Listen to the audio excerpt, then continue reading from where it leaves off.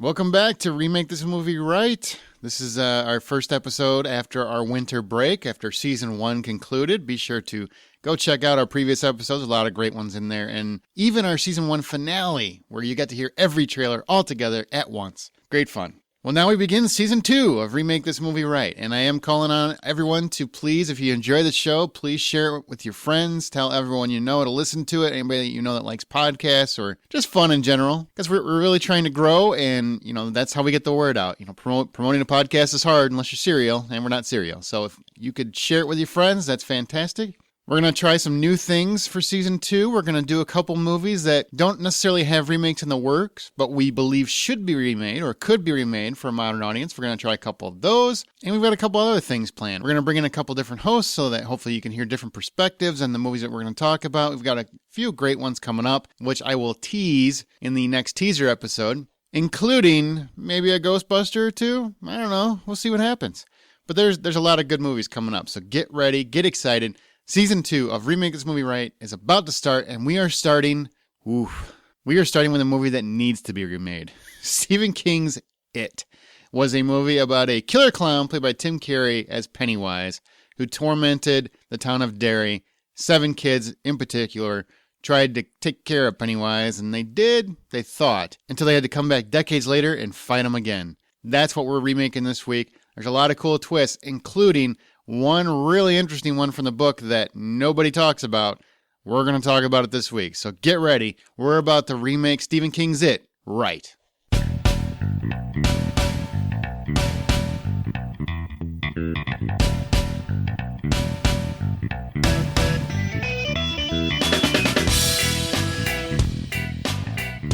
Hello, my fellow cinematic architects, and welcome to Remake This Movie Right. We are a member of the Hollywood Outsider Network. Listen to episodes of Remake This Movie Right on iTunes, where reviews are appreciated. Your podcast app of choice, Stitcher, anything else that you peruse podcasts with, or just visit the website at remakethismovieright.com. Remake This Movie Right is a show where we take an original film that has an actual remake in the works, figure out what still clicks and what doesn't, throw a little bit of humor at it, and then we determine exactly how Hollywood should remake it. So by the end of each episode, by the end of this episode, we will have the remake ready to roll for Hollywood execs and presented to you in movie trailer form.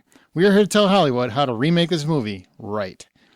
I am your host, Aaron Peterson, and joining me today are my fellow hosts, Troy Heinrichs. Hey, everybody. How you doing? Happy holidays. Great. Welcome back. The holidays are over, Troy, so try another hi. Hi. Happy President's Day. You're such a dork. All right. It's a winter season here, and we're cold, so we're going to warm it up with this awesome episode today. Basically, if it's cold, Troy considers that the holidays. All right. And also joining us, which everybody has heard him before, but he's never actually been remade. He's never actually remade an episode on the show. Wayne Henderson, the voice of all our fabulous trailers. Hey, Wayne. Hey, thanks for having me on. Even though it's been a few days, I still want to say Happy New Year. Oh, Happy New Year to you, too. And I got a question. When you're, can you do this whole episode in movie trailer voice? That would be great. Just really enthusiastic and ominous. That would be fantastic. I can go for ominous. Yes, let's do this podcast. Turn on your running water. Have your balloons and fortune cookies handy, kids. Oh, boy. That was actually pretty good. I'm a little creeped out right now. When you're doing those, when you're doing trailers and other voiceover work, do you try to emulate the tone of the piece, so to speak? If I have an idea of what the tone's supposed to be, I do try.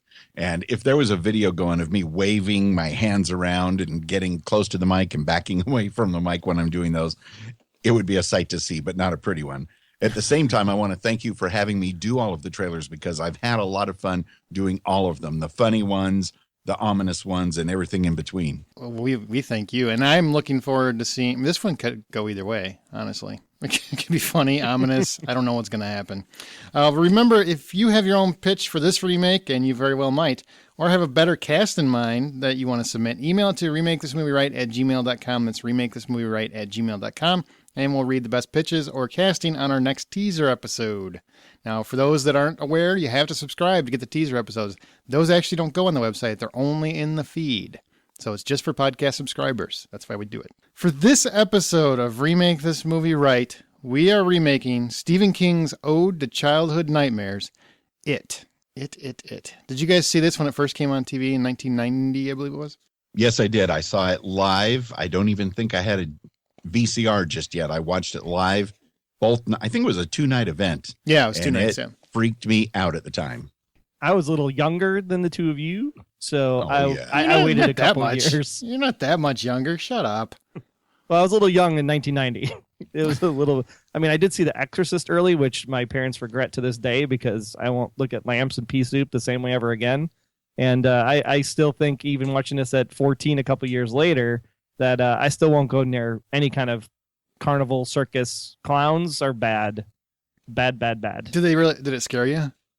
I would say it scared me. It was very much like the what do you call it? The anticipation and the, crushing your chest, and it just fear, but not scare, like you have that sense of someone's always behind you. And anytime you see a clown, you're like, oh my goodness. And there was sounds like it scared you, you big sissy. A little creepy. Oh, that's funny. And since there's already been many reasons to be afraid of clowns, this book and the TV movie just kind of brought it to life. Oh yeah. And that's the best part about doing this remake is that Wayne listened? You listened to it, right? You read and you /listened to the book, the audio book, the original I did. book? Okay. And for myself, I do count listening to an audiobook as reading it. And it's quite a hefty book. If you want to listen to it on audio, it's only 45 hours. That's right. Only 45 hours. My Lord.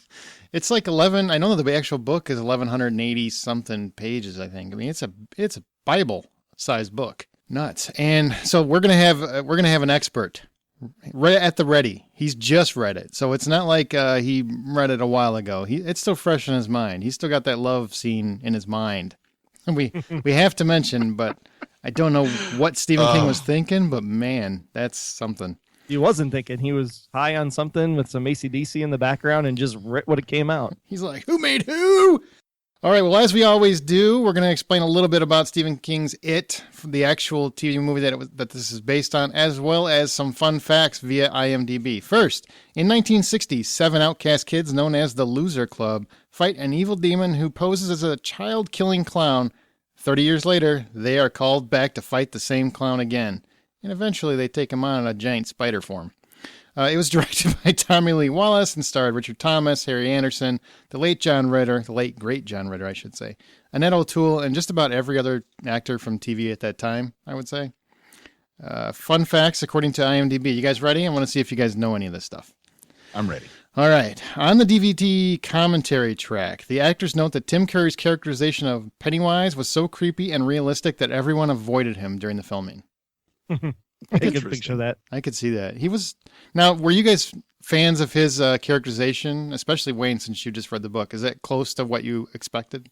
Yeah, I think he nailed it pretty close. It could be even more demonic and evil, but for television movie purposes, and I already was aware of Tim Curry and some of his other roles, and so I really wanted to see how he would deliver. And I think he got into that role as much as Heath Ledger got into playing the Joker. Wow. All right. Bold. What about you, Trey? I think it was pretty close. The thing with TV movies is that it's really hard to say how far can we go with this, knowing that it's going to be on, and this time broadcast. It wasn't even on cable, so it was broadcast television. So you can't go too dark. So knowing how Stephen King's universe connects with each other and where kind of the essence of it comes from when you tie it all together, I think it was about as creepy as you could get for network television. Yeah, I would agree with that. In fact, going back to that point, the blood oozing all over Georgie's photo was actually pretty unusual for a TV movie in 1990. It actually paved the way for TV movies and miniseries in the future to push the envelope a little bit further. So that's a good thing that came from this. To get the effect of it moving through the pipework, a dolly crane was built and pushed through the piping. It was a difficult shot to get right because it was so cramped, and it was done from its point of view because Tommy Lee Wallace believed that what we imagine is often scarier than what we see. It's a trick he learned from his old mentor, John Carpenter. I would agree with him, especially once we actually see it. It's not so creepy. That's one way to put it, yeah. Yeah, it doesn't hold up. I mean, it looks like, I don't know, what are those little pipe cleaners duct taped onto a sofa roughly. And yeah, that's about what it looks like. On the surface, a pipe cleaner duct tape and coming at you is pretty frightening. That's true. Good point, Wayne. Points? I think the creepier thing is actually when the thing in the pipe towards the kids' end of the portion of the movie, and then they pull the one kid back into the pipe. I thought that was really creepy. It's like, how do you do that from a CGI perspective at that time? That was pretty fabulous. Where he like bent forward and got pulled back, that one? Yeah, hands and feet at the front, and then his head has to come down and touch his chest. And absolutely. You try to do that on 1990s special effects. I mean, that's pretty good. Okay, and here's a fun fact. A lot of people, including myself, did not know until I researched this property. And Wayne and I were just talking about, I feel bad for Wayne because, he had to listen to this, and he's like, whoa.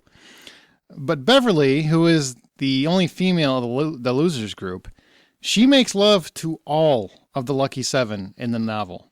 Lucky Seven, the losers in the novel. But Tommy Lee Wallace omitted it from the movie because it was just something that didn't ring true to him. Yeah, I would agree. That's some twisted stuff. Yeah, it not only doesn't really ring true, it doesn't make any sense. And the fact that, I don't know if you mentioned it, Aaron, that this scene with her having sex with everybody else in the Losers Club was when they were 11 or 12 years old. Yeah. Not when they were adults. Yeah. Now, you read the book. I haven't. This is legitimately one of the very few Stephen King books I have not read. Okay. So I'm going strictly off the movie. So you just read the book.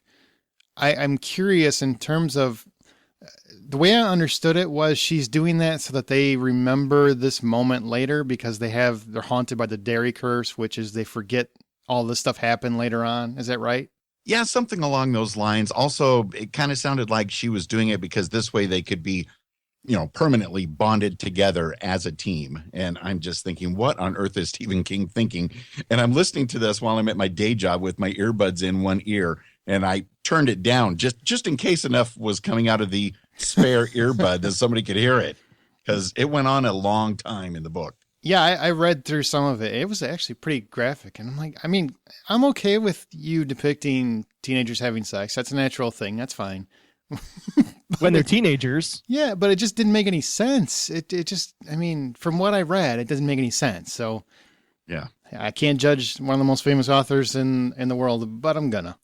And it was really out of place for the rest of the book and how it was kind of laid out. It was, I think, if memory serves me, because I read it a long time ago, but it's really about her and them, of course, doing this bonding thing for the future, but it's really to get the heck out of the sewers because they were lost. And she thought that if she had sex with all of them, then it would bring clarity so that they could actually escape the sewers, which was like, that's really dumb and lame. Is that true, Wayne? I don't remember, but any of those, however we're all looking at it, any reason is a good reason to not have it in the book. And they weren't even 12. I know. I'm just sitting here going, how does that even work? You're basically, you just ran and you thought you took apart a crazy monster clown, and you're going to take some time and be like, all right, you know what? Be a good time. Play some Barry Manilow. Relax. Have us a nice time. In a sewer. In a sewer. Nothing says love like a sewer. Okay. And like in the TV movie, all of the characters look more like they're supposed to be 15-ish, but in the book, they're all around 11 or 12. So it's just really weird. Really, yeah. Stephen King can be a sick puppy sometimes. God bless him. That's why I like him. All right. Two more things. And one is really cool. I did not know this, but the first one, part one was the 5th highest rated program on Sunday, November 18th, when it aired with an 18.5 rating, watched by 17.5 million households. Wow. That's like these days, that's still huge. You know what I mean? That's a lot of people. Following weekend, carnival attendance dropped by 17 million people. Yes. And water usage in your kitchen faucet and bathroom faucets went way down as well. Oh, yeah. I know people that are scared of clowns like Troy, Big Sissy, because of this movie, but they don't even remember the movie. They just remember the clown. So I think that really terrified a lot of kids. The fangs. Yeah. Part 2 actually went up in ratings, and it was watched by 19.2 million people. On Tuesday, amazing. November 20th. Yeah, it's just amazing. Huge. Which is the worst of the two parts. So I feel bad for that extra 2 million people. Yep. There must have been a lot of people telling everybody, did you miss it last night? You've got to see part 2 tonight. You've got to see this giant pipe cleaner spider. Oh my gosh. All right, now the last one. This is a cool fun fact. Stephen King's novel It is connected to his Dark Tower universe. The novel has an image of a turtle supporting the earth, a poem explaining this. See the turtle of enormous girth upon his back. He holds the earth. Appears in both It and the third Dark Tower novel, The Wastelands. The book also expands the idea of multiple dimensions, each guarded by an animal avatar, held together by the Dark Tower in the center, rather like the spokes of a wheel. The final Dark Tower novel, The Dark Tower, features a character named Mordred, I hope I said that right, who, like Pennywise, shifts from human to spider form, and another character, Dandelo, who, like Pennywise, has deadlights behind his eyes that will drive a mortal to madness. The last one, the character Mike Hanlon, appears in both It and Insomnia, which introduces Dark Tower character Patrick Danville. Did you guys know any of that stuff? I knew about 85% of that last one. And I'm with Troy, about 85%. And so it's fantastic how it ties into the Dark Tower series, but also Stephen King's 11/22/63 novel has a pretty large section that takes place in Derry, which is the city where this movie takes place. And there's just something wrong with that town of Derry. Ooh. All right, now it's time to transition. Let's talk about, we've already talked about the original a little bit. Let's finish our conversation about that. But first, a clip from that original TV movie. I gotta go. Go? Without this? My boat! Exactly. Go on, kiddo. Take it. Oh. You want it, don't you, Georgie? Oh, of course you do. And there's cotton candy and rides and all sorts of surprises down here. And balloons, too. All colors. Do they float? Oh, yes. They float, Georgie. They float. Okay, I'm so excited. All right, so looking back at the 1990 movie, Troy, what about that movie do you still love?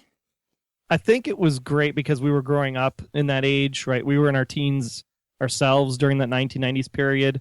So I still think that the kids really, really work, even watching it, the third or fourth time now, just recently, about 2 weeks ago. The kid portion, I think, is really where I kind of gravitate back towards it, because it's this band, this group that not only has to stand up against their parents, stand up against their teachers, stand up against the bullies that are chasing them, and the bullies come into play, even when you look at the past and the future, and then, of course, standing up to their own fears. I think that was really great to see how the kids were able to work together and then take it upon themselves to actually traverse into the sewers to then take on this demon. I mean, who would do that at age 15 or so in the movie and 12 or 11 in the book? Yeah, good point. That was probably my favorite part of it as well. Just having those kids confront something terrifying. I remember being that age, and that was you get scared of something, which they all are. This thing is killing everybody or their friends and whatnot. They've got to be terrified, but that the fact that they came together, went up against bullies and killer clowns, I thought was very impressive. What about you, Wayne? And that whole group of kids, it kind of reminded me of the Stand By Me movie as well. Mm-hmm. Just having this group of kids all stuck together. What really kind of is very memorable, obviously the clown scene, some of those iconic moments. I think, although the special effects may not hold up, just the way they were done with, Pennywise the clown down in that storm drain trying to lure kids in was very creepy. And, like you said, we may not remember the whole movie, but we remember that. Oh, yeah. Yep. I agree with you guys, man. The kids and the actors in this movie actually did a really good job. The kids. I was the kids kind of impressed with them. Actually, what's the chubby one? I can't remember the character's name. I'm sorry. There's too many. I know. I know, but he's really good. I thought there's some solid acting all the way across the board. And Pennywise, Tim Curry, I love the guy in everything. We did Clue a few episodes back. I just love Tim Curry. I think he's one of the most versatile actors that never got the credit he deserved. That's all the nice stuff. What doesn't work anymore, Wayne? Much of it. I mean, not just the fact that it's kind of dated and we can give them some props for the fact that because it was done in the 80s, maybe it was poorly executed, late 80s, 1990. But I just think it wasn't done well. I do give the producers and the people behind the film props for trying to do what was done in the book with going back and forth numerous times from the children, then the adults, and back to the kids, back to the adults. But in such a relatively short movie, it's not coherent enough to do it that way. And some of the acting of the adults with, John Ritter did a good job. I thought Tim Reed did a good job. Gotta love yourself some Venus flytrap. But the rest of them, it was like, who wrote the television script and these guys, the way they executed it, oh man. Oh, and the music. Ugh. Yeah, I mean, there's a lot of factors of time here, but you're right. The structure started to irritate me, especially rewatching. I'm like, somebody should have caught this and just re-edited it because, and we'll talk about it in a remake, but the fact that it's so jarring in a movie. I mean, in a book, it works, but in a movie, it was just jarring. It takes you out of it, I think. Yeah, especially even with the TV film being a 2-nighter, so it was about 3 hours. That's still a short amount of time. I mean, in the novel, like I said, 45 hours. You got plenty of time to go back and forth at a leisurely pace. Yeah, and in the TV movie, they should have done it in a way that the kids were like night 1 only, and then night 2 was the adults. And I think that would have made it a lot more simplistic. And I don't think the acting of the adults was necessarily bad. I just think it was written super cheesy. Oh, yeah. I mean, especially with Beverly, and she's just running around kissing everybody, and there's really you don't get that as as to why she's doing that. You get a little bit, but they just didn't do a good enough job with the characterization of some of the characters. Like, you don't feel like they're characters, I guess, when they're adults. True. Right, exactly right. To me.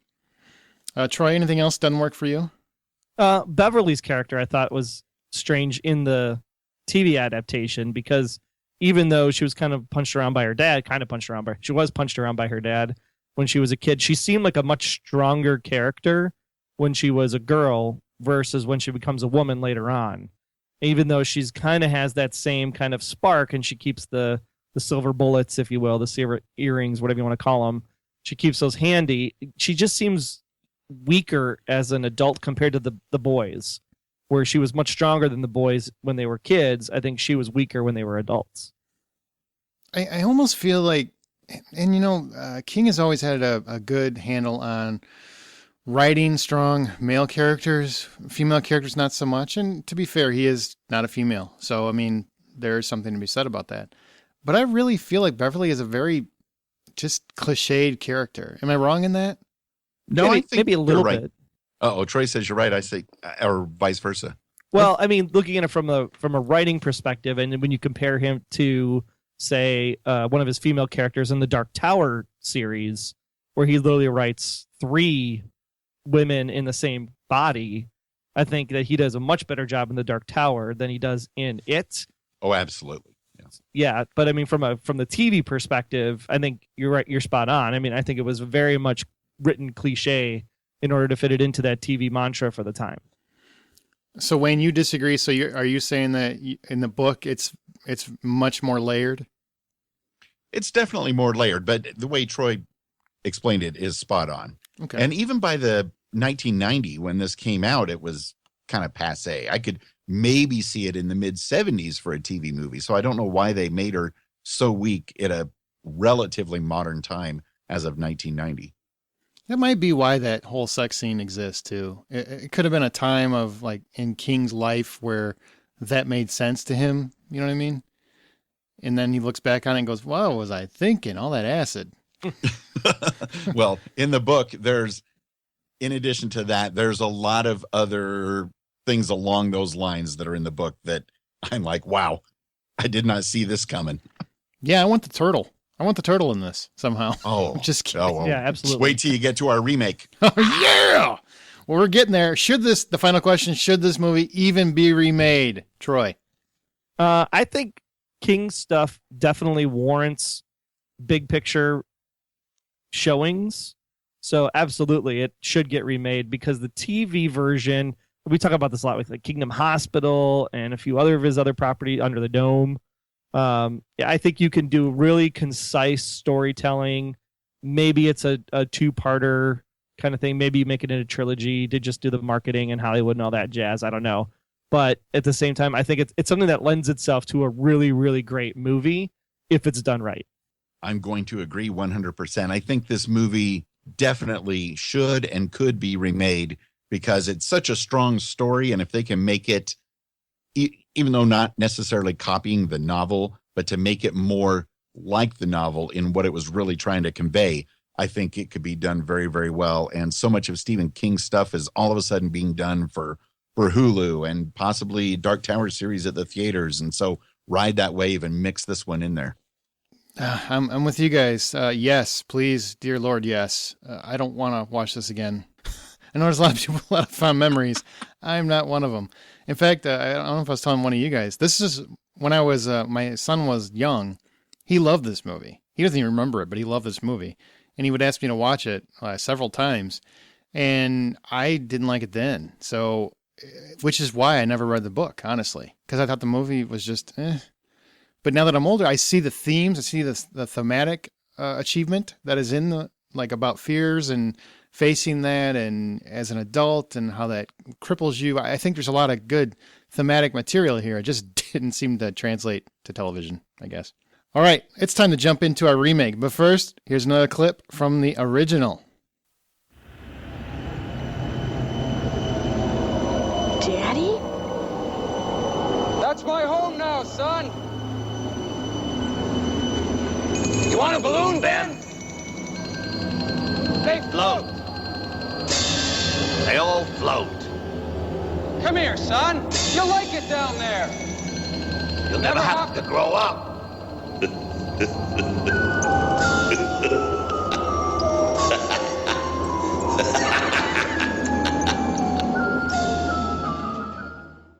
All right, guys, it's time to remake this movie right. Here's what we know first about the intended remake that's actually in the works. Originally, True Detective's Cary Fukunaga was going to helm it as two different films, the first focusing on the kids, the second on the adults. According to Fukunaga, the films fell apart over the story elements between he and the studio.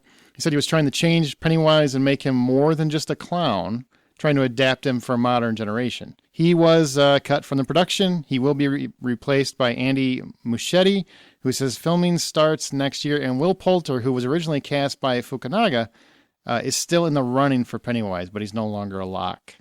That's kind of sad. I was really looking forward to those two films. What are you going to do? Well, since it is definitely getting a remake, and because nobody listens to us, how should they remake it? Once again, all remake sections that are debated here are settled by a best of 3 vote. If 2 people agree on it, we take that, we move forward. Unless one of us says, I don't like that idea, and yells cut, and they can replace whatever that idea was with whatever they decide. I hope it's not too crazy, but you never know what's going to happen. So everybody has one cut. You can use it once. Don't waste it. You guys ready to remake this movie right? Absolutely. Ready. Bring it on. Okay. Well, there are, on a scale of 1 to 5, 5 being a classic, how many nostalgic moments does a remake need? We decided 2. Doesn't hold up as well as we'd like it to. Number 1, the scene with Pennywise's face appearing in the storm drain needs to be there at some point during our remake. And number 2, the scene involving the bathroom sink with mass amounts of blood and the balloon needs to be there, because that apparently caused some horrific memories for people. Mm-hmm. Indeed. All right. So who wants to start? Who's got an idea in terms of how do we want to... I think let's talk structure first, because that came up a lot when we were talking about the original. What structure should we do this movie in? For me, I really, really loved watching the first hour, 90 minutes of the kids. And so when I sat back and looked at this and looked at it from a thematic standpoint of what is this movie really trying to get across, and it's the bullying, it's by the parents, by the kids, it's the fear, and really it's a reflection of our own fears and how we restrict ourselves from moving forward in our lives, because even though we think we're ready to move forward and progress, we tend to always self-destruct as a human race. And so I don't think we need the adults portion of the movie at all, in the sense of I think we let the kids have the battle against the demon, with the help of maybe an adult who knew about this situation 30 years ago. And so my idea was to have kind of the Mike Hanlon character, the librarian, right? have him, but maybe have him be Bill. So Bill's now the librarian. And he, for some reason, had an encounter with it 30 years ago where he lost his girlfriend. Something happened, tragic, whatever. It's not about a brother, it's about a girlfriend. It captures the girlfriend, and because it's in a spider web stasis, whatever you want to call it, Bill's always been trying to figure out how to kill it in order to save the girlfriend. And so he recruits these kids to then help him on his quest to defeat it, and each one of them has their own problems. End of the movie comes along, the librarian plus the kids go in, they defeat it, and what ends up happening in a Stephen King-ish sort of way is that they use the deadlights to make them life lights, and something happens with the captured girlfriend and the librarian actually reverts back to his childlike state, and then he reunites with his girlfriend in the end. All right. Well, you jumped ahead right in the story. So how would that structure be? Do you still have the kids and adults? How does that plan? I guess I got lost somewhere in the middle there. Yeah, there are no adults at all. It's strictly just the kids. So it's literally dealing with the kids and the relationships with their parents. That structure still stays there. So you have the overprotective mom who doesn't want their kid to leave the house. You have the abusive father. You have the militaristic dad in the household telling them to do. So it's literally these relationships with the parents that you're focused in on more than how they transition as adults themselves. And as you're going through that, then there's also the relationships amongst each other, and then also the relationships amongst other children in the high school. And I think what it's entailing is that the parents in Derry are this way because of their situations they had with it in their past. And so the kids are actually trying to save their parents in a way that once it is finally killed, then their parents actually overcome their fears and have better relationships with the kids. Wayne, what's your theory on structure? And then there's a turtle in there somewhere. Of course. Got to be a turtle. There's got to be a turtle. I'm going to get that on a bumper sticker. As far as the structure goes, I'm going to lead more to what the remake is thinking of doing. If they are going to do it as two films, focus on the kids mostly in the first film and them as adults in the second film. But if it's just one film, I definitely don't think the back and forth from the book is going to work. I think have the kids' story be a good chunk of the film, maybe at least 33 to 50% of it, but have it mostly be the first half. Mm-hmm. So that, today's audiences are very smart and they know what's going on, but you just can't jar them back and forth so much that they can't even keep track. So I think if you do it that way, you can kind of keep it coherent so we can really get a feel for what these kids went through, but also talk about how this is something that's been going on every 30 or so years for hundreds of years. And the kids do their thing, and then the adults have to come back to finish things off. I'm kind of on board with how Wayne's thinking. I like your idea, Troy. I really do. I think that's probably drifting too far from the source material, though. And as much as I like the idea of shaking it up, I think that would be more. It would bring more negativity and ill press. Number one, to our mega budget blockbuster. But also, I think it's. I don't know. That might be a good idea to do for like a prequel. Or a sequel down the road or something, or some movie in intertwining years, or I don't know, something along the lines, maybe another town where a similar evil exists or something. That would be more of a spin-off idea. I do like the idea. I just don't think it works for the actual, if you're going to do a movie based on the book. What if you were to take it a step further then and say, do my version of it where the kids actually save their parents, but then the kids are actually the parents as kids? And do it as a whole other kind of generation rather than reviewing the same book material. Maybe go deeper into what is Derry and why does Derry have a problem in the first place? Because it goes back, whatever it was, 200 some years based on the photography book that they were flipping through that Pennywise jumps out of the photograph in. It might be more interesting to focus on the town than the people themselves. Yeah, I agree. I think that's a really good idea, and it could kind of lay some groundwork for when other films like the Dark Tower series or anything ties into anything that's happened in it, as well as 11/22/63, and how Derry is full of a lot of really messed up people. And when you learn more and more about the history of this evil entity, it kind of makes perfect sense. And so the kids aren't just trying to kill the monster and save themselves or even save the town, but they could save, in some ways, all of humanity. But I like that, Troy. Maybe even a whole standalone film that's focused just on Derry and the history of every 30 years up until our current set of actors can be like the main portion of the film. Okay, well, you both like both ideas.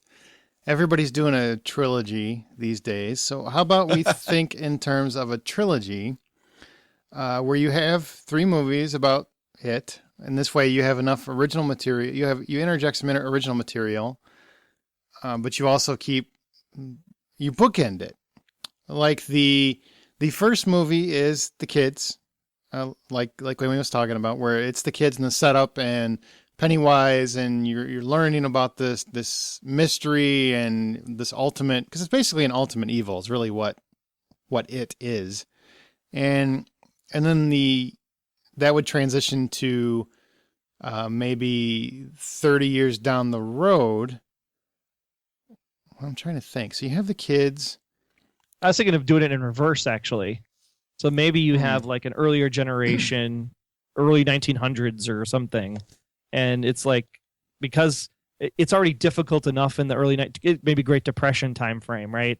It's already difficult enough, and we've got all this stuff going on, and everybody's just down. And so there's a lot of things that they can basically say, I'm not going to be successful in my life. So there's a lot of depression and fear, and that's what it feeds on in that first kind of movie, right? And then it transitions into 30 years later, maybe in the 60s, when our current time frame is actually happening.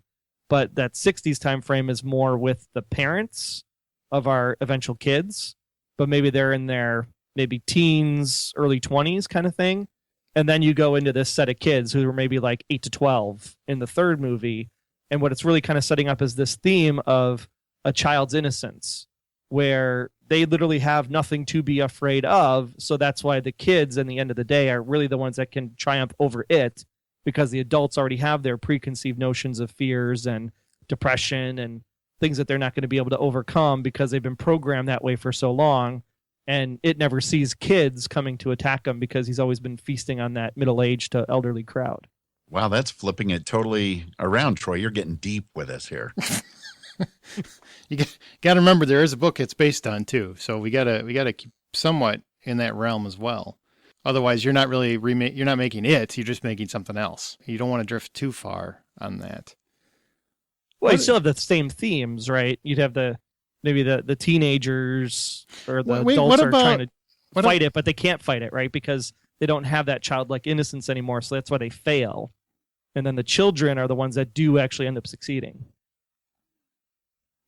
Although I like it, I agree with Aaron that we need to stick a little closer to the book, but still flesh it out with current ideas and maybe a few twists that might work well in a movie. We could add that though. Maybe you still instead of a trilogy, you do 2 movies. You do the kids and then them 30 years later, but you interject Troy's idea where the parents are also represented. So then you have more material to fluff out the movies with, where you have the parents that remember what happened 30 years prior to the kids' story, like 30 years prior to that when they were kids. And maybe that's what there's some flashbacks from that as they remember, but they were too scared to do anything. And their kids face it by the end of the first movie, and the second movie is where it comes back 30 years later and the adults have to go back, the kids as adults have to go back and finally take care of it. And their parents maybe finally are proud of them. I don't know. So that's right before they break into a musical number. Yes, and then Wilford Brimley shows up, and then Cocoon happens. Sweet. Well, we got to all get on the same page because we're all over the place. I really like the Stand By Me. I mean, literally watching it just recently, I literally like Wayne. I was like, man, this is Stand By Me. This is Goonies. And I know Aaron will tell me I have a Goonies complex as much as I have a Star Wars complex. But it really, that works so much better than that second 90 minutes. That second 90 minutes was so like, I mean, even the final battle was like, granted, CGI effects aside and giant spider and all that jazz, whatever, But I mean, the battle was so much more intense as kids than it was as adults that I don't know if I care about the adults. Really? We need to find a way to make people care about the adults. In the book, and of course, we're making a movie, not redoing the book necessarily. But in the book, the battle with the adults was still very, very epic. Not the snooze fest that was in the TV movie. Yeah, if we can work that magic. Yeah, we got to remember that the TV version kind of whiffed it. So that's their fault. We can fix that. We just got to figure out how we're going to fix it outside of adding $100 million to it, which we can because we have unlimited funds. Thank goodness, because I've got some ideas for that great, very kind turtle. A giant spider with 3 heads that looks like a clown. Well, we got to get on the same page in terms of the movie itself, though. So, okay. So first things first. First things first. So structure. Do we want to incorporate some of Troy's idea into the It world, or do you want to go Troy's completely out of the box idea? Do you want to go more standardized with the original book? What are we thinking? My vote is to go more standardized like the book, but bring in some of Troy's great ideas there, but still kind of keep it the kids and then them as adults. But still, I also love your great idea, since we're going to do a trilogy, Aaron, have a third film set 30-something years even further back that explores the whole history of Derry. Yeah, that's kind of my thing. And maybe we have something where you can do the parent thing, Troy, but they fail. And it happens like 30 years prior to our kid's story. Oh, I like that. Does that have to be the second movie then, like Empire? Because the second movie always ends on a downer note. Yeah. Okay. We could do that. Like the kids are the first movie, and they triumph at the end. And it's not as spectacular, and it leads off, I don't know, on a cliffhanger to where the adults are going to be. And then the second movie would be 30 years prior to their situation, but they have to fail at the end of their movie because obviously it is still alive. Or maybe it's a similar thing where they think they succeeded or something, but it just didn't take. And then the third movie would be our kids as adults, as it comes back to town and they have to defeat it once and for all. And they finally succeed. No questions, ifs, ands, ors, or buts. At the very end of the trilogy, they do succeed. The evil is vanquished and people live more or less happily ever after. How do we work in the fact that they forget? I think that was something that was kind of critical in the book, kind of glossed over a little bit. It was focused on with Bill, right? Mm-hmm. Like, oh, I can't believe I forgot about Georgie, and I'm sorry, and so he was very much out there. But everybody else just kind of seems like glossed over and like, oh, realization, quick flashback. But in the book, I think that was one of the themes was about the fact that they forgot about their pact. So how do we bring that pact into the foreground a little bit more? That's a good question, how to do that in a film. How did it happen in the book? It just was discussed. We didn't actually hear about how it happened. Just everybody that left Derry and grew up outside of Derry forgot. But the one person that stayed in Derry their whole life remembered. That's an interesting... Just because the power source was always there, is that assumingly what it was? It's a cool concept. It really is. I mean, yeah, because Mike Hanlon, the librarian, is the one that stays behind. So I'm wondering if there's, I don't know, something happens to Mike's kids or something. But then it's like, well, then would Mike actually have kids? Because would he want to raise a child in this situation if it would ever come back? So that's where I'm kind of struggling with. There's got to be a reason for everybody to come home. No, maybe because I do really like the fact that each character did not have children first because they didn't know why, but they did. They didn't. Right. And I actually really like that aspect of the original movie. I don't know if that's the aspect in the book, but that was a really good aspect of the movie. It's in the book as well. Yeah. Yeah, maybe instead of them doing like the realization where they're at their current life stage, right? He's at his movie set and sales deals and whatever.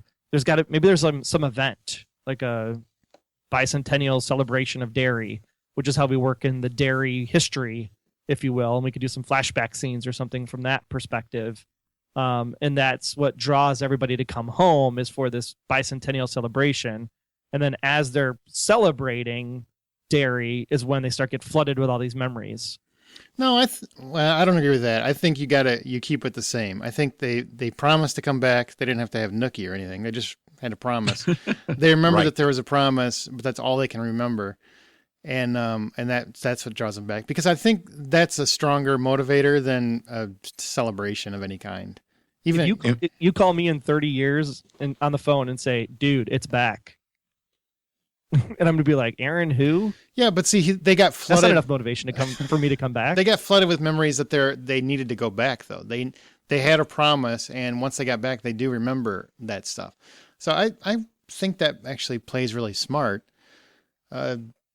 Maybe that part would still happen. I'm saying it just has to be more than the phone call. Like, just, hey, it's back. So? What's it? What are you talking about? And in the book, it somehow, just hearing that friend's voice and hearing that it's happening again, kids are being killed again, it all comes flooding back. Because when they were kids, in addition to the sex thing that we're not going to include, they all made their promise and cut their hand and put blood on this, that, and the other. But the scars all disappeared. We could kind of show them at whatever age they leave Derry, some as kids, some as young adults, that the scar fades, and that we could somehow show their memories fading of that period of their life. But end maybe that second movie with the phone call right before the cliffhanger and calling some of these people, and all of a sudden the scar reappears and they start remembering. And I forget which it was. Was it Stan that committed suicide as soon as he got the phone call?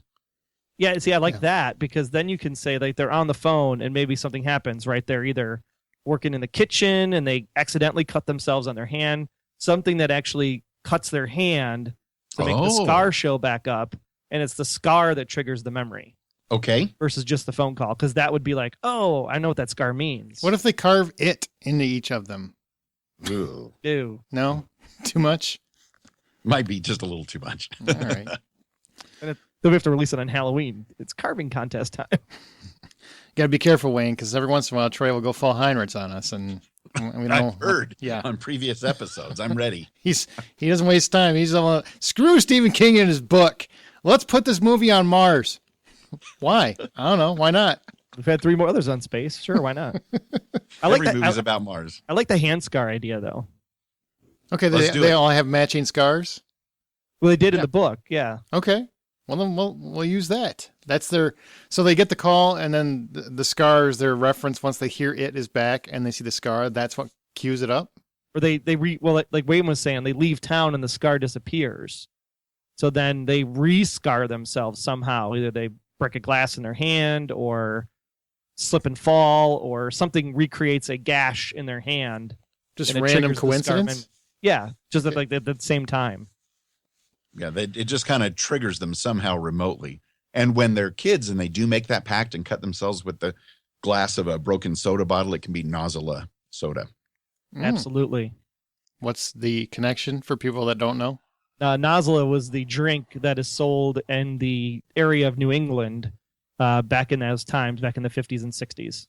Comes up in 11/22/63. I see. And the Dark Tower series. Lots of Stephen King connections. Lots of Stephen. Okay, so did we settle on the structure that it's going to be? Is it going to be a trilogy? Did we agree on that? First of all, I like that idea. So the trilogy would be kids, their parents, ending on a downer, and then the kids back as adults again. Right. So it's the adventure to get everybody hooked. It could be a standalone movie like Episode 4, and then it's the somebody has Star Wars on the brain, right? And then it's an okay movie to end it.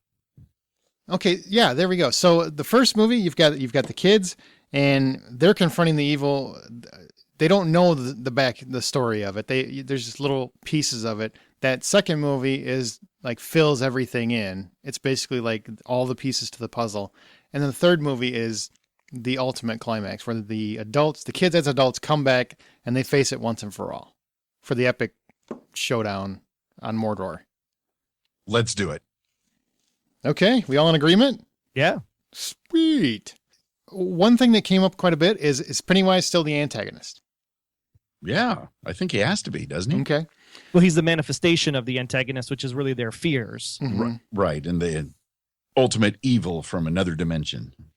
Okay, so as Pennywise terrifies people, the 2-3 movies, but when we get to the ultimate evil, is it still going to be a spider? That's one I would like to discuss, because it doesn't work for me personally. I don't know how you guys feel about it. I think maybe because I always thought it was weird that there was 7 of them and there was only one demon. So maybe all 7 of them, when they stand in that circle around the drain and they go back to that exact same spot, maybe in the 3rd movie, that maybe it's a reflection. Either it's their parents or something that scared them the most. And they each have to all overcome their fear in order to truly kill the evil. Unless it has to be a physical manifestation because it, feeds every 30 years and that's why it's alive. And if it's physical, then we can kill it. And well, there has to be something because it feeds, so therefore it has to be physical somewhere. And but should it manifest as a spider? Sort of, because I know in the book I think it's not really a spider, or is it described as kind of a spider? How is that described in the book, Wayne? I forget exactly because I read the book, listened to the audiobook, and then watched the TV movie again afterwards. Mm-hmm. So I think they touch on that, but we can make it something totally different. And whether or not you want to go with CGI or practical effects, I think we could just make it something that's really gross and really scary, more scary than a spider. And in fact, we could even incorporate your ideas, Troy, where they kind of all see what scared them the most. Like one of the kids was more afraid of werewolves and another one was more afraid of this, that, or the other. And they could kind of incorporate it and have it be we could really see it shape-shifting, I guess. Yeah, I like that idea. I would like to see them, especially in the final movie, have to confront all the things that they thought they were over, but they weren't really over because it's still part of them. And that's also the aspect of the series I really loved, was that ultimately this is about people confronting their fears. I mean, that's what I got out of it, was people in their lives, they run from everything. They either run from it or they embrace it. And these kids, when they embraced it, they won. And then as they got older, they've forgotten a lot of this stuff, and it's bringing that back out, or it's trying to expose those fears that are still there. They're just dormant. And as those fears come back, so they are exploited again by Pennywise or whatever this ultimate evil is actually called. Did it actually have a name? I don't think it really has a name, right? Just Pennywise is what they call it. Pennywise the clown was what's in the book. Yeah. And I read a quote from Stephen King where he talked about what it really the book was, and he's kind of along the same lines as you, Troy, where he says it isn't really about it or monsters or anything. It's about childhood, and it's about my ideas that you re-experience your own childhood and are finally able to put it away and become an adult with no regrets by raising your children. But we can make it about a super monster from another dimension that's out to destroy humanity, or at least the town of Derry. I think he did that. We're just ricocheting off that. Yeah, that's interesting. Yeah, because when the kids fight him the first time in the TV movie, they see those apparitions down the hallways, and they're like, "Keep close, don't fight your demon, right?" Mm-hmm. And then Pennywise shows up and they shoot him in the head, which he never really actually dies. He just disappears down the drain or whatever. So maybe they have to actually break the bonds, because it's not so much that they're a group, but they're also individuals, and they have to tackle that fear individually. So they actually attack their avatar at the end of that tunnel, destroy it, kill it, whatever, and then only if they regroup all together do they actually then fight the final form or whatever it is. I got an idea. Aha! I got an idea. So I like Troy's idea. So you take each one of them, which I think only 5 of them end up in the sewer or whatever, but whatever the number is. That was my question for Wayne. How many actually are at the end of the book that face off versus the TV film? Oh, gosh, don't quote me on it. I think it was about the same. It was like all but 2, because I believe it was Stan that killed himself, and then the other guy might have been killed in the library, but it was most of them. Okay. So they each confront their fears, and that's actually the epic showdown, right? So movie 3, trilogy, end of our trilogy, each one of them goes down in that sewer to face this once and for all and kill it. And they each have to address their specific fear in the most horrific manner known. An actual werewolf, an actual abuser of some sort, because that's what Beverly's biggest fear was, right? Her dad. Yeah, her dad. Or blood, maybe, and something along those lines. A bloody father. It looks like Carrie as a dad. Tie-in, that'd be awesome. Exactly. Stutter McStutter has to face his fears and so on and so forth. And then because there's one part in the TV movie that I thought was really well done shot that I wish they would have done just a little better. If you've got just a little bit more budget, they probably could have pulled it off. But each one of our characters fights off their fear. And then they realize that there is a physical manifestation in the sewer that they have to find. And that's the only way it's destroyed forever, right? That's what happens, correct? Mm-hmm. So they go, they seek it out, they find it. You see the horror on their face as they see it, but you don't actually see what it is. You don't see the creature. You just see the shadow on the wall, because that's in the TV movie. You had that where it was a shadow on the wall as they pulled the heart out and they killed it. You see that. You see the shadow. You see them tearing apart some beast, but you can't tell what it is. So that way, everybody in the audience has to have their own imagination at play, their own visual representation of what that ultimate evil is. All they see is our characters via a shadow on the wall tearing this thing apart. Yeah, I agree with that wholeheartedly, because I think the one shot that was really great in the TV movie was of that shadow on the wall, number one. And then right before that, as the deadlights are shining on them, like because like when you go through that sewer pipe scene and you're seeing it from its perspective looking down the sewer pipe, I think it's the exact same thing. You only see it from the perspective of it looking out. You never see it face to face. That sounds like a fair enough idea. And in the final movie, when as adults they vanquish the evil once and for all, I was kind of let down that in the TV movie, of course, TV movie, what you going to do? Mm-hmm. They left out in the book. It's such a cataclysmic event and it's such a jarring battle that like almost a third to up to a half of Derry is destroyed because all of these underground sewers, everything is caving in. What? And all these people are getting killed around town because it's caving in, and it's just total calamity. And I think if there's a way to put that in the movie as well, I think it really would emphasize how powerful it is and how all of these underground tunnels never should have been built in all these ways to begin with. And now almost half of Derry is destroyed at the end of the film before they get their happy endings.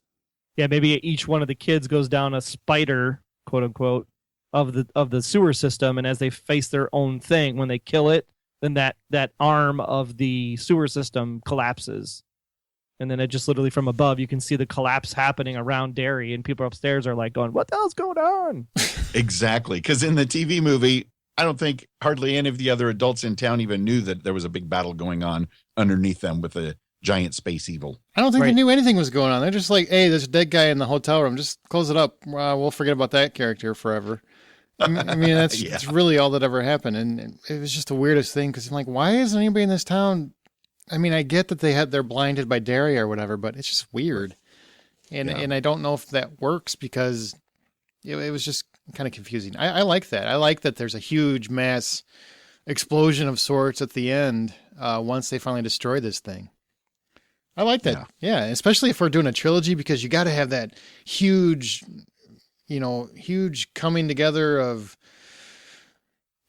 explosions, not necessarily explosion, but a real climax, a huge climax, something that was worth the buildup.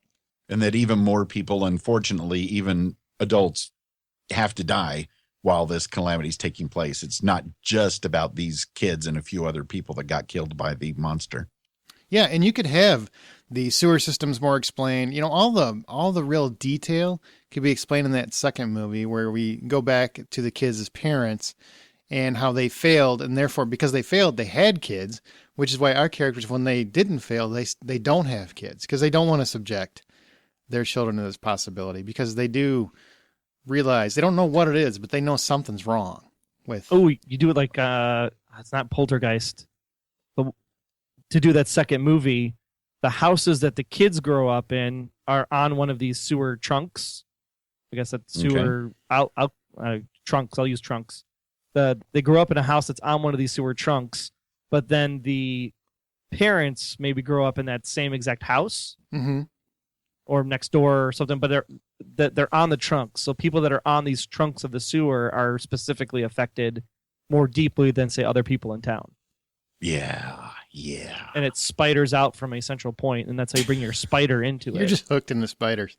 Well, and then what happens is you get the over-the-head shot of Derry, so that when you see the spider of the trunk of the sewers, Then when it all collapses, it's in the shape of a turtle. I'm glad we're getting to talk about the turtle. Explain this turtle to me, because nobody understands unless you read the book or you're a King fan. Well, and I was quite surprised to find the turtle was in the book when I listened to it, because I was familiar with the Great Turtle from the Dark Tower series. Mm-hmm. But there's at least one scene, maybe even two in the book, where we it's almost like a smokehouse. There's like a smoke hole vision, and we get to see a flashback of ancient Derry, long before man, I guess, of it crashing to Earth. And there's even some parts which I think we could put into our like history of Derry portion of the first or second movie, where we actually see some of that and some of the other really terrible things that have happened every 30 or so years. In fact, we can even change it to 35 or 40 years to help out the costume department.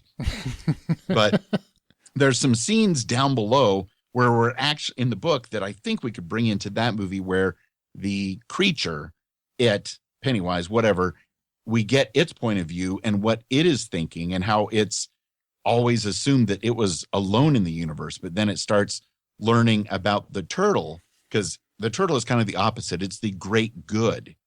And they were both created by a different being, an other, basically. I don't know if that's where Lost got it or not, but the great turtle has, kind of levity to take away from all of the violence and death. The great turtle at one point, I think it was when they were the adults, but it doesn't matter. We can do it either way. The great turtle says, I made the universe, but please don't blame me for that. Yeah, it's like it's the similarity to a god or God, but it's not a perfect God. Okay, so the turtle is God, and it is really the devil, so to speak. In a way, but it's more not deity versus deity kind of thing. It's literally turtle. The turtle in like the Dark Tower series almost represents peace. Mm-hmm. Yes. Like whenever they see the token of the turtle, like everybody kind of gets lulled into a trance, and they're kind of like, just kind of okay, and they're like on a mellow trip or whatever. And so it's kind of like the antithesis of it. It's the opposite of fear. It's love and caring, and it kind of helps guide the kids along and the adults to an extent. You could do that really subtle, I think. You could do, to go back to what Troy was thinking, you could show an overview of Derry in like the second movie when we're doing a backtrack of the history of how it started, like the previous iteration, the 30 years prior. And while you're showing it, you see, there's a narrator who might say some of those words you were talking about. Oh, what was the phrase you just said? Mentions that in their narration. And as you see the overview of the town, there's reference to the sewer system, which you can kind of allude to, and it's basically the shape of a spider. And then at the very end of the third movie, when everything goes to hell and the whole town blows up, so to speak, then, like Troy said, there's a very subtle shape of a turtle. So a spider in the second movie, and then turtle. So basically it's gone back to good based on what you guys said. Yeah, we could do that.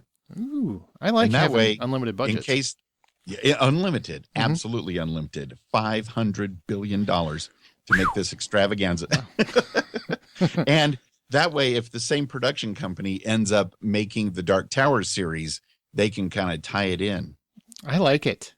Now, is there anything else? I think, okay, so let me make sure I've got it all right. We've got 3 movies so far. We've got 3 movies.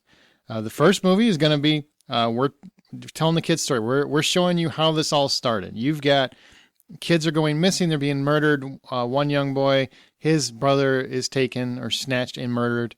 You see Pennywise in the sewer. And it builds this story where the kids finally come together. All 7 of the Losers Club come together and defeat evil. And then how do we end that on a cliffhanger, by the way? What's the cliffhanger to end that? I think the cliffhanger could be after showing them leaving Derry and forgetting, just maybe at the very end, the phone call of the librarian calling at the same time that they're cutting themselves. Perfect. It's happening again. Perfect. Cut, end of scene. People are like, wow, how many more years do we get to see the next one?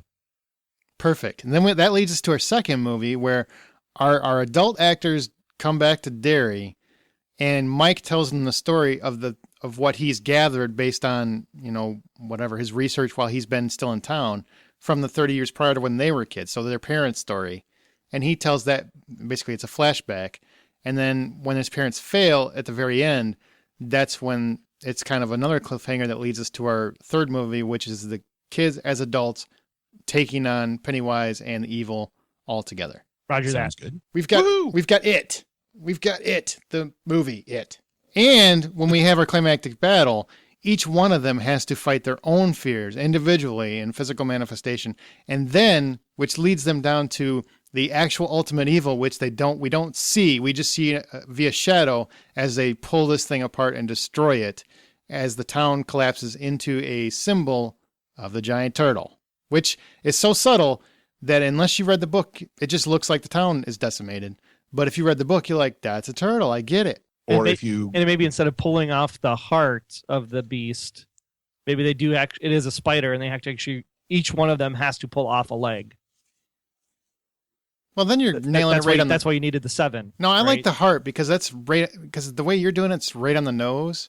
Where my idea was, so each person watching the movie can picture that monster however they want to picture it, as opposed to it's definitely a spider. So Okay. it's a manifestation of our own fears. Like, what would we be most afraid of that they're killing?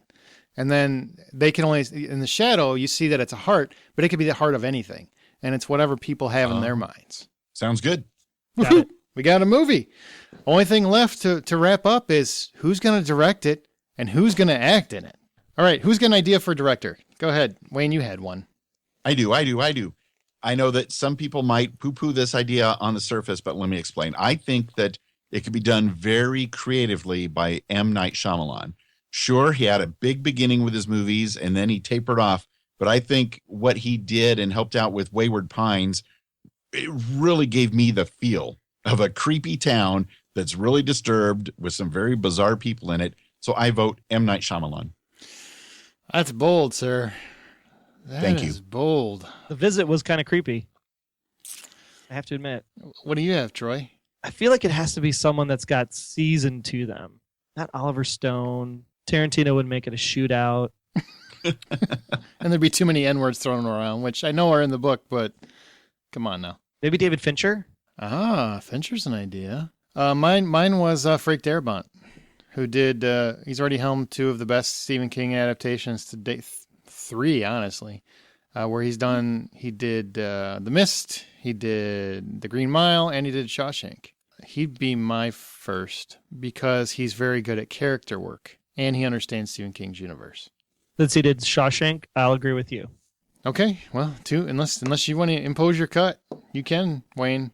If you're... No, I'll go ahead and go with you guys. I'll trust your gut instinct on that one. Just don't get the guy that did The Langoliers. No, definitely not. No, I think it's the same guy that did the original It, honestly. Or no, was it Mick Garris and Tommy Lee Wallace? They did a bunch of Stephen King TV stuff.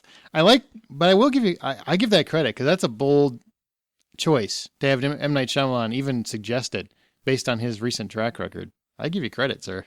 That is bold. All right. Well, if by some chance your guy decides to bail on the third movie, we can always bring in M. Night. All right, you're going to trust him with the climax? Oof.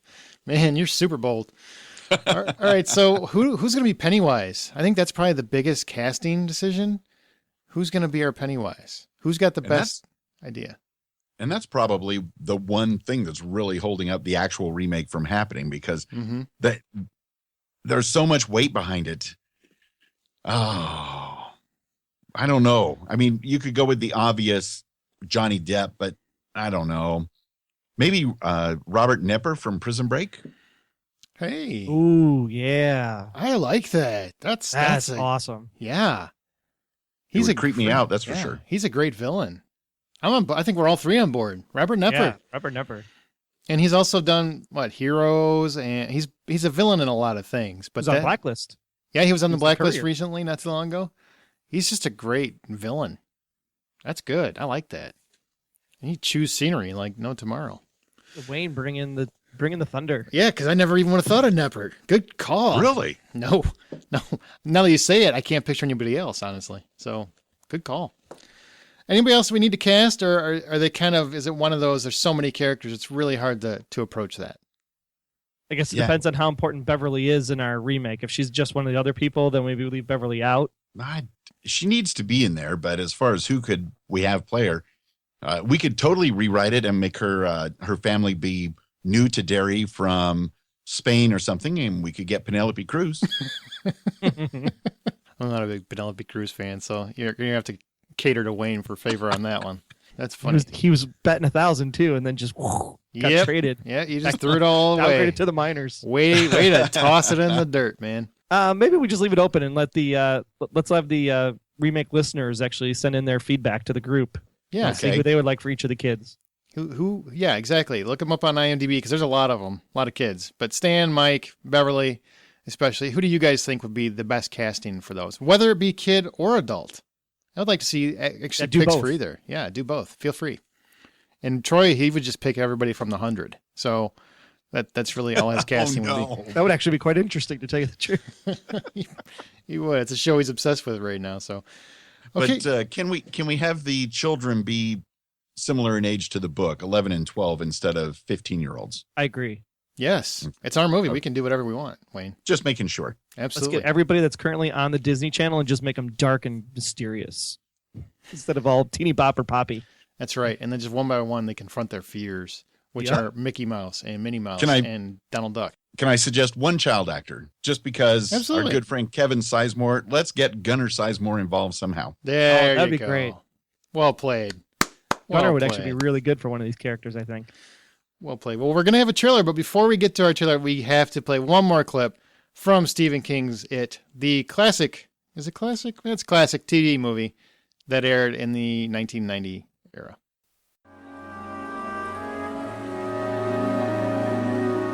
I guess that's how I'd like to remember us, if I could remember us. Standing there by the lake, the sun going down on our childhood. This will be my last entry. I got it in just in time.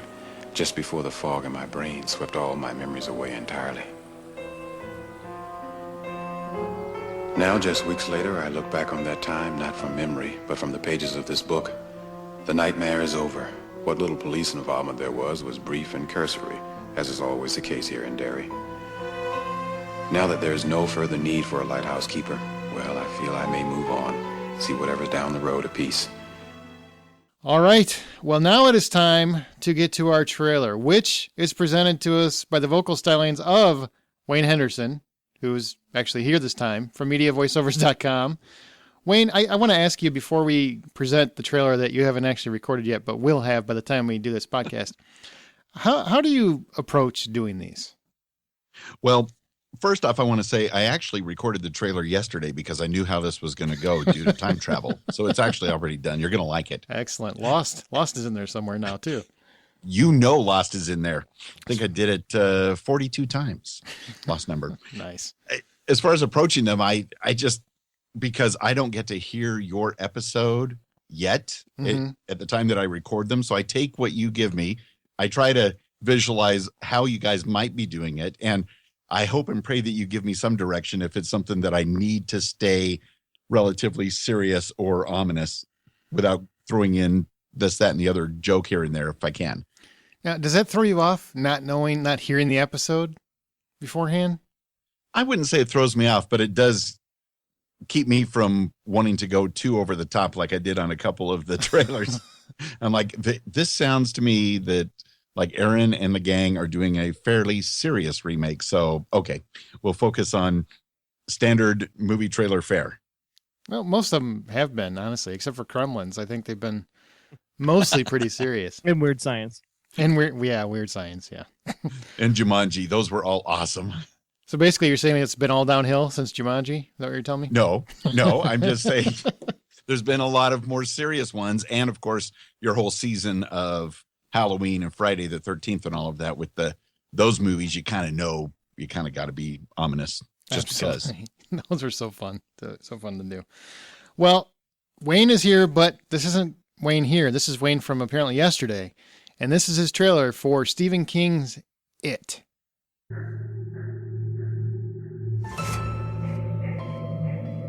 "30 years ago, Stephen King unleashed a new breed of horror on the world as he taught us the only thing more terrifying than a killer clown are the fears that lie within ourselves.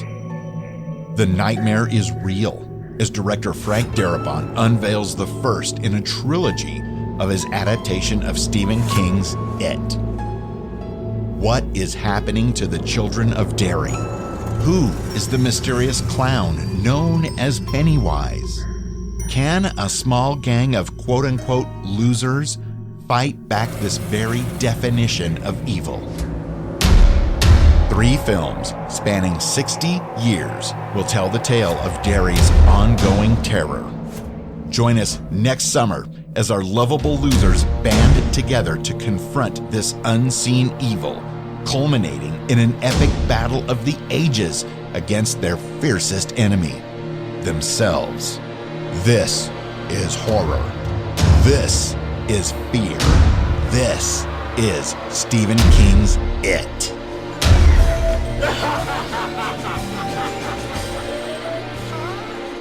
Also, turtles.